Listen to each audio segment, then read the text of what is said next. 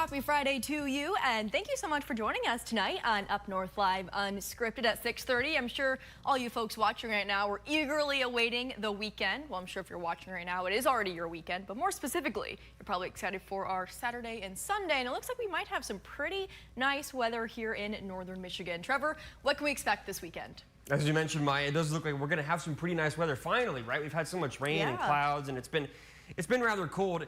Hasn't this week just been so weird? Weren't we in the 90s like not that long ago? Yep. And then it was cold and cloudy and we had lots of rain. What's going on? Mother Nature, give us a break. Come on. Well, Mother Nature is going to listen to us, and she's going to give us some nice weather for the next few days. We will have some fairly average temperatures tomorrow. Lots of cloud cover in the morning, but the second half of the day looks great. Lots of sunshine, dry, nice. And then for the second half of our weekend, if you got any plans, it's going to warm right back up again. We're going back into the 80s and 90s, very humid. It's going to start to feel like summer again with a few summer-like showers and maybe even some air masses, pop-up thunderstorms possible. So all that will be possible the second half of the weekend. So we'll talk about that and more and cover your longer-term forecast when we come back in just a few minutes. All right, thank you, Trevor. Getting in one final practice run. Call it the calm before the storm. Final preparations well underway at the open space. Crews working at Arnold Amusements and working to put up the stage and all the tents there as Traverse City gets ready to welcome the National Cherry Festival, getting started with the annual Flying Pancake Breakfast tomorrow. But ahead of the formal start, the open ramp over at the U.S. Coast Guard Air Station at Traverse City and the Classic Car Show getting rolling tonight. Well, let's turn things over to our guest who knows everything there is to know about the National Cherry Festival. That is the executive director of the festival herself, Kat Pay. Hey, Kat, how are you doing on this festival eve? I'm good, Maya. How are you? I'm good. I'm really excited that you are joining us here and can tell us a little bit more about not only the awesome events at the festival, but all the work that goes into it. So as of right now, I know this is an event that takes a lot of preparation, months, even maybe years in some cases. So what are some of the final things that you are still doing today? Well, I mean, right now, I'm obviously at the open ramp at the Air Station Traverse City. So there's lots of planes kind of everywhere behind me and lots of people. So I'm on the far end of the ramp right now to kind of be able to report to you all the things going on. Right now in the open space, it's tents, tables, chairs, signage, getting the fryers ready for gibbies, of course, so they can get those ready in the morning. We've got our pie and all the last minute touches to welcome all of our guests to the 99th Annual National Cherry Festival tomorrow morning. Opening ceremonies are at 10 a.m. So we, of course, will welcome everyone down there to cut the giant pie from Grand Traverse Pie Company to signify the opening of the festival. Queen Tessa herself will be there to, of course, do that wonderful piece. And then we will open and get ready to roll for the day. Cherry Farm Market will be open, the souvenir tent, all of our food vendors. It will be a beautiful day here in northern Michigan to celebrate our favorite fruit, the cherry. And let's talk about some of the different events at the Cherry Festival this year. I'm sure a lot of fan favorites are returning. Any new events? I'm not sure if we have anything specifically new, but we do obviously have the fan favorites of the Pit Spit, the pie eating, the sand sculpture contest, the chalk art, the kids pet show, amazing parades, 8 nights of concerts, 2 air shows. Obviously tomorrow and Sunday from 1 to 4 p.m. we will have our air show over West Grand Traverse Bay. There is something for everyone going on for sure, and we even have some events before opening ceremonies tomorrow morning. We've got our balance bike event over at the Civic Center with our friends at Norte. Our beach volleyball competition will be well underway. Zumba by the Bay will be going on in the Pepsi Bayside Music Stage all before 10 a.m. And then, of course, that amazing high-flying pancake breakfast that you talked about earlier. A great way to kick off your morning up in our beer tent. We've got some amazing guys from Chris Cakes. They will be throwing those pancakes. You have to catch them to eat them. Oof. They flip off the griddle. Is that hard? Sometimes. It can be challenging. If you want breakfast, you got to earn it. And that is a great thing, and I love that. So it is amazing to see everyone come out for those events. The High Flying Pancake Breakfast actually benefits aviation scholarships.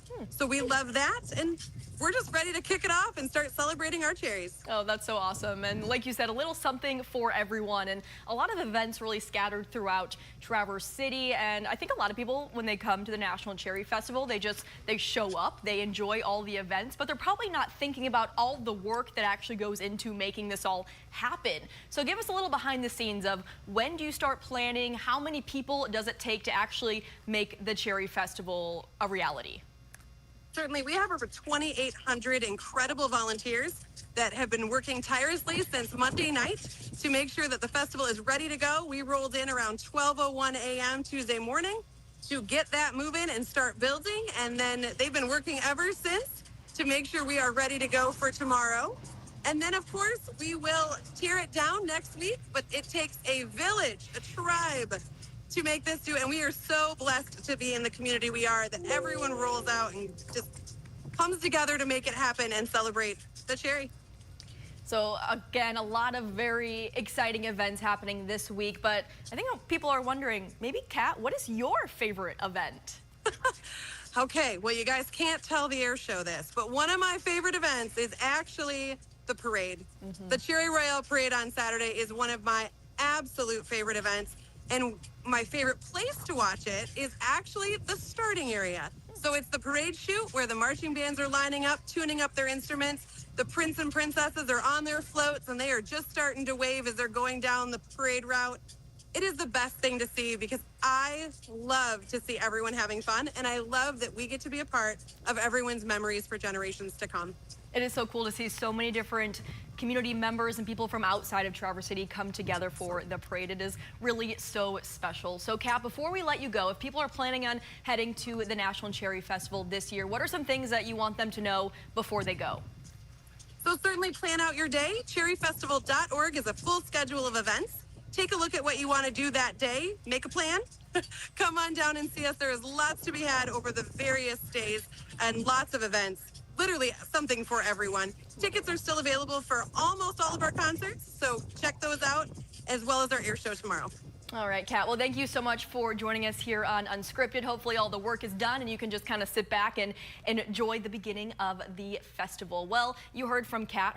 One of her favorite events is the parade, but what's your favorite event? Let's take a look at our question of the day today. What is your favorite National Cherry Festival event? We have a lot of options. We have parades, air shows, concerts, carnival, food, and then of course other, because there are so many events, we can't put them all on one list. So make sure you scan that QR code on your screen right now. You can also head over to our Facebook page and you can leave a comment and we'll take a look at those live results and some of your comments toward the end of the show. It looks like right now we have about 212 votes, and the leading answer right now is the air show. So again, I'll continue to keep an eye on those, and if there's any updates toward the end of the show, we will let you know what that is. But we do have a few more stories to share with you before we take our first break. So wherever you're watching tonight, chances are the nearest animal shelter to you is probably full of animals, maybe even at capacity. Michigan does have a homeless pet problem, but there's an effort underway in Lansing that supporters say could help address it, and in the process, give you one more option at the Secretary of State's office. Here's Mark Shillette with that story. This has been my passion. My whole career, my passion has been animal welfare, and especially homeless pets. I just, I want to be part of the solution. As a veterinarian, Dr. Carol McKee has seen the problem, and with the recent creation of her Benzie area affordable spay-neuter clinic, may in fact be part of the solution. Provide low-cost spay-neuter services for the community, and at this point, we're especially providing them for other rescue groups. So I've helped Wonderland, TC Paw, Great Lakes Humane Society. Helped by volunteering her time performing surgeries, because spaying and neutering a pet otherwise is pretty costly. Probably around $400 for a cat spay, and because dogs vary in size, anywhere probably from $400 up to $800 or above. That can be a financial burden for a lot of folks, but not doing it can lead to a problem. Our animal shelters and our rescues in Michigan are overwhelmed and they are overburdened. Too many homeless pets taxing a shelter and clinic system already running on limited resources. Spay neuter is really important, It's important for your individual pet. It helps with all kinds of issues a pet could have, as well as the community, bringing down those numbers so our shelters aren't so overburdened and overwhelmed all the time. And if this Senate Bill 106 makes its way to law, that messaging and funding for spay and neuter efforts may get a boost. And you may have one more choice at the Secretary of State's office, a pet-friendly specialty license plate. Secretary of State keeps a portion of that. They have to manufacture the plate. However, the other half comes to Michigan Pet Alliance, and it goes into our fund for this program. If this becomes law, a driver can choose to pay a little extra for that plate. I want people to know that taxpayer dollars don't have anything to do with this. This isn't going to raise our taxes or raise our costs at the Secretary of State. It's all privately raised funding to get this going and off the ground. And the funds passed along from the Secretary of State go to help the clinics that are addressing the state's pet overpopulation. A little bit of money will go a long way in spaying and neutering a number of animals. It would be an option for Michigan drivers who want to help in the effort to not only free up shelters' resources. Without the pet-friendly license plate, we're kind of stagnant. What we have is what we have. And potentially down the road, free up shelters' cages as well. I'm hoping it will come through because it's going to help decrease the number of unwanted pets in this state, but also the suffering too of pets, of unwanted pets. That was our Mark Gillette reporting. Now, the bill did pass in the Senate this week. It's off to the House. We will keep you updated on its progress. Well, every day, sunlight, no surprise here, is essential for crops to grow, but soon more northern Michigan farmers may use the power of the sun to keep their farms running altogether. Our Cody Bear explains the new research being done that could save farmers some money.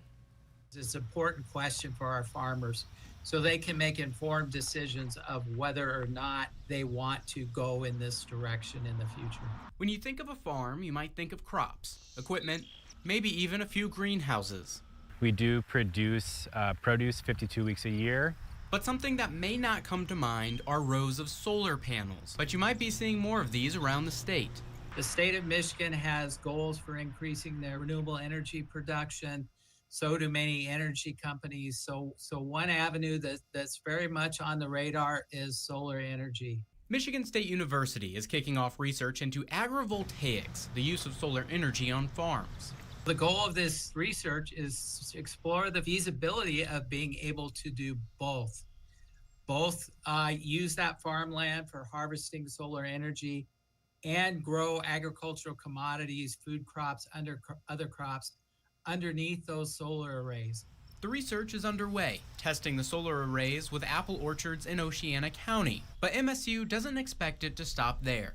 Our goal is not to just start and stop looking at tree fruit, but to be able to expand our research footprint to look at other commodities. This project is to help answer 3 questions. Can enough power be generated to provide a meaningful benefit to growers? How will the fruit trees respond to the agrivoltaic system? And is the design economically feasible for grower adoption? Our research mission is all about doing research to provide dynamic solutions for agriculture and food systems in the environment. And one part of those solutions is other sources of revenue for farmers beyond the traditional commodity that they produce. Lakeview Hill Farm in Grand Traverse County has had solar panels on the property since 2018. We knew we wanted to be a greenhouse operation. Greenhouses are energy intensive right from the get-go, so we knew that if we were going to do this, we wanted to be as renewable resource based as possible. So we decided to go with the panels right from the get-go. And while the solar panels at this farm aren't above the crops, John stands by how much money the panels are saving his farm. The solar panels are probably the highest profit-making piece on this farm. With federal grants and state grants that are out there that primarily cover 50% of the cost, along with the current 30% tax credit, we have payback within 2.5 years. The panels are warranted for 20, so that's essentially 17.5 years of free electricity, producing well over $10,000 worth a year. And saving that money can allow farmers to focus on what means the most to them. The satisfaction of feeding our community is probably the greatest satisfaction that you can get from this occupation. In northern Michigan, Cody Bear, UpNorthLive News. All right, let's take a quick break, but Trevor Robideau will have much more on your weekend forecast in just a few minutes. I'm Jada Johnson from Big Boys TV, and the Fish and Game Report is sponsored by Johnson's Propane.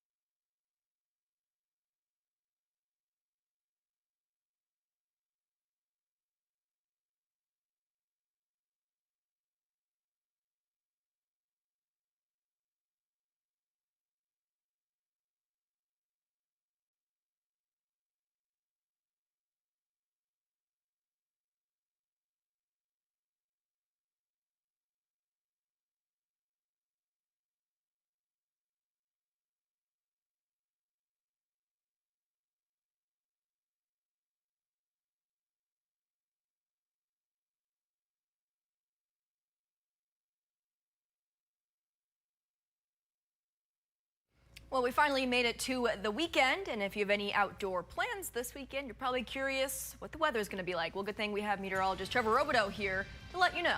Hey, Trevor. Yeah, absolutely, and it does look like it's going to clear out just in the nick of time after having so much rain and clouds and cooler temperatures the past several days.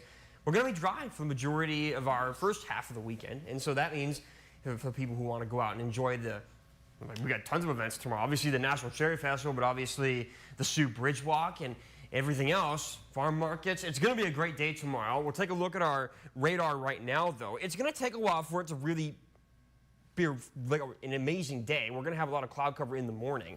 There's a look right now, a mixture of cloud cover and sunshine, but we're going to build into more cloud cover later on. Here's a look at some of our storm reports earlier this morning. St. Ignace got almost 2.5 inches of rain. That was at 7 o'clock in the morning, so they've probably received more since then. And there's reports of some flooding in Sheboygan and a lot of other areas. There's the look up to the northwest. That's the cloud cover that we're going to get tonight.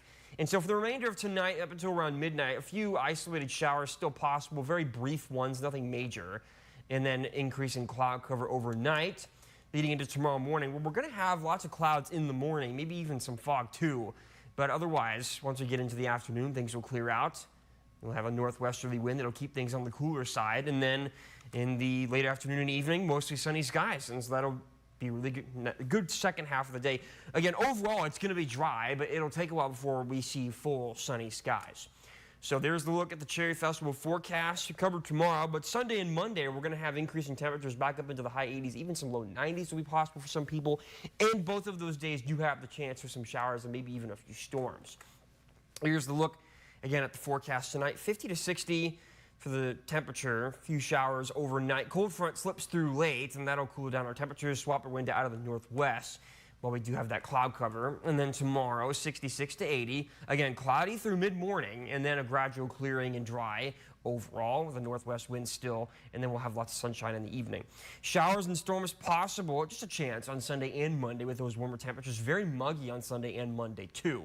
And in the second half of the week, dry, lots of sunshine and seasonal temperatures. So overall, I'd say the forecast looks pretty good. Nice. Can't complain.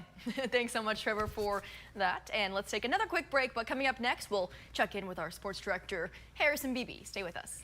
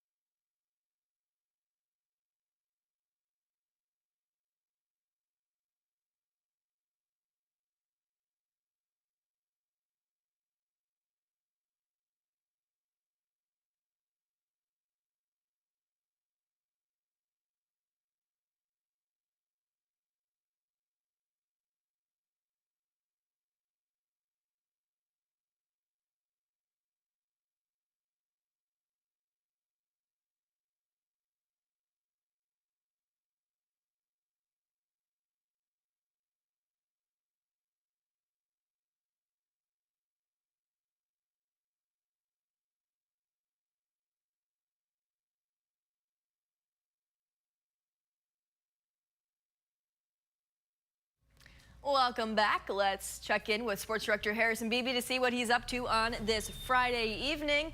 Harrison, what's making headlines today? Maya, it's fitting you ask because we've got a list of headlines to cover on a Friday evening. Getting into the mid-portion of the summer here. I know technically summer started last week as far as the solstice calendar goes, but in my mind, we've wrapped up NBA, wrapping up NHL about here. We're going to talk drafts in a bit. Baseball-wise, Tigers hosting the Twins for a 3-game series this weekend. Those are two division rivals, although the Twins 11.5 games back of Detroit entering the weekend. The Red Wings going to start their NHL draft picks tonight. They have the 13th overall pick in the first round. Remember Uncle Joey from Full House, Maya? Of course, yeah. Dave Coulier, a big-time Red Wings fan, he'll be making the announcement for the first-round pick for the Wings tonight. The Pistons last night got their second-round pick, their only draft pick of this year's NBA draft. They chose Tennessee guard Chaz Lanier, pretty big sharpshooter from the SEC, which was by far and away the best conference in college basketball this year. So if that guy can shoot in the pros, It's going to be a pretty good second-round pickup for them. And the Pittsburghers are back at home tonight. They got a 6-game homestand. Game 3 is tonight. They won the first 2 games, put up a lot of runs as well, too. So if you want to venture out for a ball game at Turtle Creek Stadium, now is probably a good time with the offense clicking the way it is. They're hosting the Wisconsin Rapids Rafters. I had to glance down to make sure I reminded myself of the Wisconsin team name. We just had the Dock Spiders in from Fond du Lac. Now we have the Wisconsin Rapids Rafters in town for 2 games. Yep. That Northwoods League, they keep us on our toes with those names. That they do. And will you be at that game tonight, Harrison? We'll see how the assignments work. I've got to venture out to another shoot. I believe you were covering a story on that earlier. So we'll see if I can make it to Turtle Creek Stadium in time. But Friday night, anything's possible. Anything is possible. All right, anything else happening this weekend in the sports world they want folks to know about?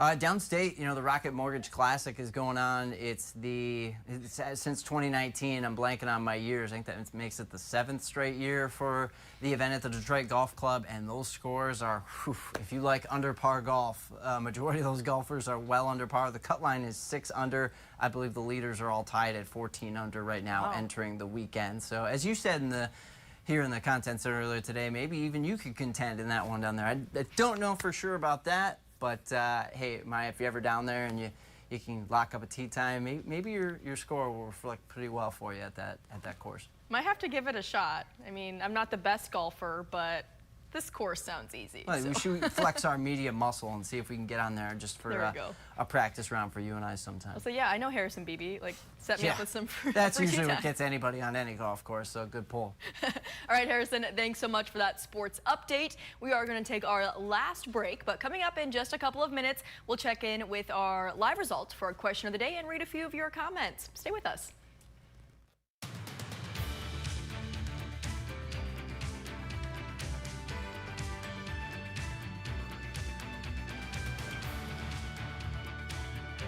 Salon services are furnished by Epiphany Advanced Academy in East Acme.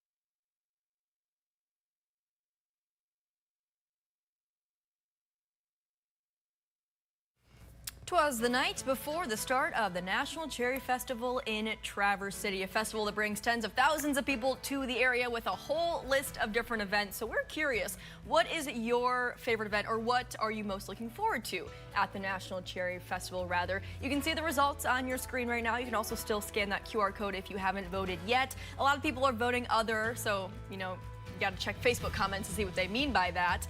So over on Facebook, Katie says, have lived here 45 plus years and have enjoyed the Cherry Festival every single year. There's something for everyone. Jim likes the air show. Kathy says watching my 4-year-old granddaughter living her best life at the Cherry Festival. That is so sweet. Well, join the conversation on our Facebook page. We're all out of time. Have a great weekend.